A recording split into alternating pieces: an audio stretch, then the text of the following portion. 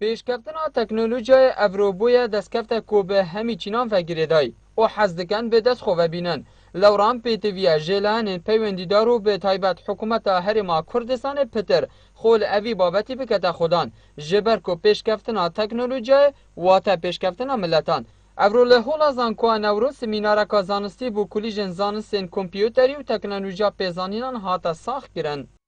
هر شتێکی تیتا کردن و کانگو سمینار جديد زوري بيشكفتي بي احتمال هاجر انه كان بيت استغلال كرن الجلق عرض تنفيذ كرن عم فايده كباش اللي بينين يعني بصوره عامه ام الكمبيوتر كنت بيجين هر سمينارك هر بيبرك هر بحثك تتا شكرن بيجيني منفتن بيت دانانو وبيت هالجرتن وتوسك في السربل عكس كان اتجاه اخر او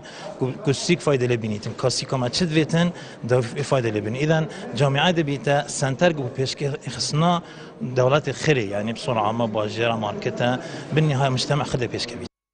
خويندکار جی اوی سمینار به پنگا و کاگرین کو وصف دکن و دبیجن ملت ما پتر پیتوی به تکنولوژیایه.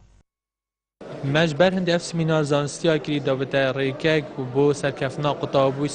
استفاده ورگده مفارگده نابیناوی نابینا قطابی ما مستعده جبه هندی اف سمینار کی بو پاشاروج و قطابیت مرحله چربکی شخان نخو خلاص بن اكيد و مفارگدن دجوا جو سمینارات ورگدن اف سمینار گلک مفادگی نه قطابی ام حس کن همی گفت اف سمینارات بردام بن یعنی میگتی هر چند حیف کدا بو ما بکن چون گلک هاری کاریامت کن دا امسانین کو هم چه کارت کن چون گلک جرا ام گلک طلبت میتین حتی تخرج شید بن هیچ تانوزانن کاری چه کار کن کاری چه بو خلق خو کن علوم گلک پیش کویدن تشتنیت هنات دبون منو که تشتگی شما دا فریدی چوات تستعمل كرم مفايت شنا چند نخوشية باتن من نخوشية داروني هدا كسایت هين ولد كاتن مواجهاوي تشتيب كاتن وجب